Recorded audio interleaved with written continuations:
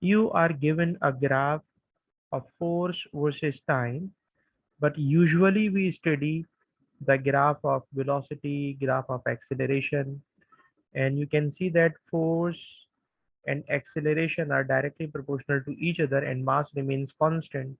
So the graph of force versus time is same as acceleration versus time. And now we have to analyze these four options. Option B, the speed time graph has constant gradient, straight line, constant gradient. If the gradient is constant, it means its acceleration is constant. And if acceleration is constant, then graph of acceleration of force will be a horizontal line, and it is not a horizontal line. The given graph is not a horizontal line. So option B is fail. Graph A has decreasing gradient. Decreasing gradient means acceleration decreasing, force decreasing, but it is not decreasing force. Option D, gradient increasing. Sir, if the gradient of speed versus time is increasing, it means acceleration is increasing. If acceleration is increasing, it means force is increasing. Yes, in this question, the graph force versus time, force is increasing. If the force is increasing, so the speed time graph will be option D. The graph, we should focus on the gradient of the graph. Your next question, question number 16. And in this question number 16, a constant force pushes a block on a horizontal frictionless surface and block moves from rest.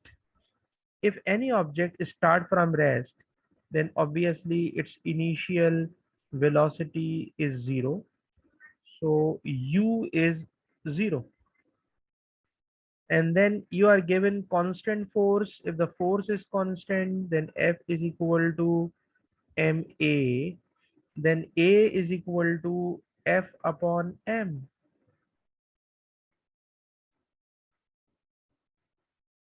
And now you can see that 2 is a constant, force is a constant, there is a fixed distance, distance is a constant, then it means velocity is square is inversely proportional with mass if all the quantities remains constant.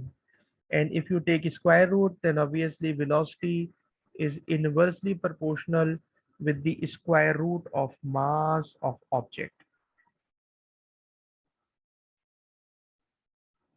In an open pipe, stationary waves are formed in this form, and the length of pipe is equals to distance between node to node, that is lambda by 2. That is lambda by 2. If there is one loop, then length is lambda by 2.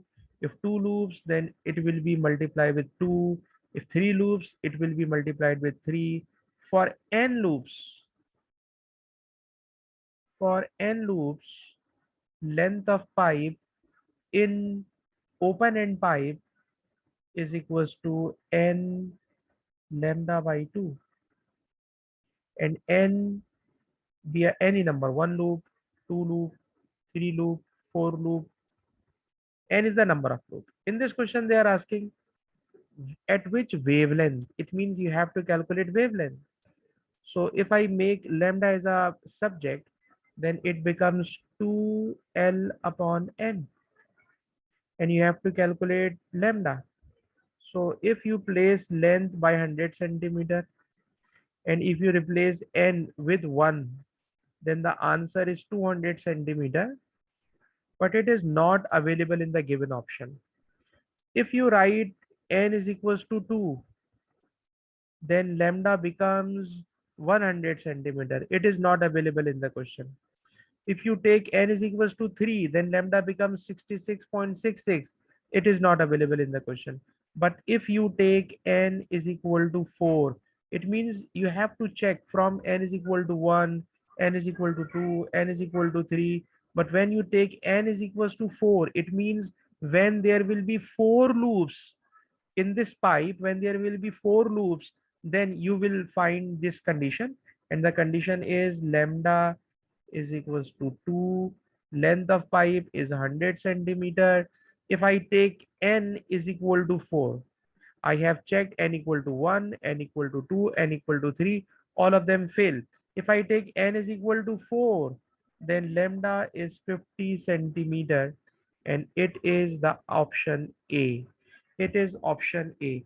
In this question, you have to check n is equals to 1, n is equals to 2, n is equals to 3. Then n is equals to 4. It will be the answer because the other options are not given. Although other option will produce a standing wave, but they are not given. In young double slit experiment or in interference of light, we study the condition of path difference. For constructive interference, path difference should be equal to n lambda, and for destructive interference, path difference should be n plus half lambda. In general, we use this notation, but for this specific question, I am changing the notation and I am going to use m lambda or m plus half lambda. Sir, why? Because the value of m starts from 0, 1, 2, 3, 4, etc. If we are studying first fringe, then m is equals to 0. If we are studying second fringe, then m is equals to 1. If we are studying third fringe, then m is equals to 2. It means the value of m is equal to fringe number minus 1. Fringe number minus 1. So in this question you are given, you have to calculate nth dark fringe. Nth dark fringe. If we are studying nth dark fringe, then the value of m is equals to fringe number n minus 1. And for destructive interference, because it is a dark fringe, so path difference should be destructive interference, and destructive interference formula is m plus half lambda. And if you replace m with n minus 1 half from formula, then lambda, and then you simplify, then you will get this answer. Answer C, n minus half lambda. So in this question, you have to change the notation. Usually we use path difference n lambda, n plus half lambda, but for this specific question, you should take m lambda, m plus half lambda, and the fringe number minus 1 is equals to m. Then you can calculate this result. In the equation of EMF, E is equal to V plus IR, and in this question, V along y-axis, I along x-axis, so V is equals to R I plus E. And actually I'm trying to make this condition y is equal to m x plus c, and now you can see that along y-axis there is voltage, along x-axis there is current. So this y-intercept is EMF.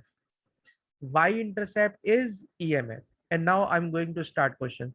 The question is, usually the EMF of cell remains constant, but if a cell is ending of its life, then its EMF decrease. Its EMF decrease.